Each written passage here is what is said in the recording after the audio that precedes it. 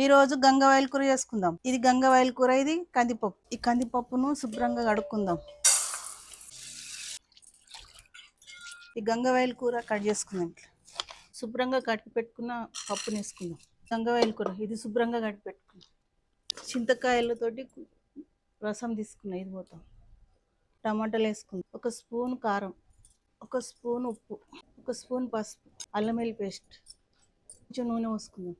నీళ్ళు పోసుకుందాం. కుక్కర్ మూత పెట్టుకుందాం. పొయ్యి మీద పెట్టి 2 విజిల్ వచ్చేంత వరకు ఉడికించుకుందాం. ఇప్పుడు విజిల్ వచ్చింది, కింద దింపుకుందాం. కుక్కర్ మూత తీసుకుందాం. ఇప్పుడు ఇది పప్పు గుత్తి అంటారు, దీంతో ఇట్లా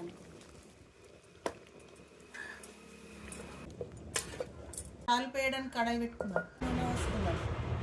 2 చెంచాలు జీలకర్ర, ఆవాలు, 1 స్పూన్ పల్లీలు, శనగపప్పు, మినపప్పు, 1 స్పూన్ ఎండుమిర్చి వేసుకుందాం. 2-3 పచ్చిమిర్చి, ఎల్లిపాయలు, ఉల్లిపాయ, కరివేపాకు, పప్పులో వేసుకుందాం.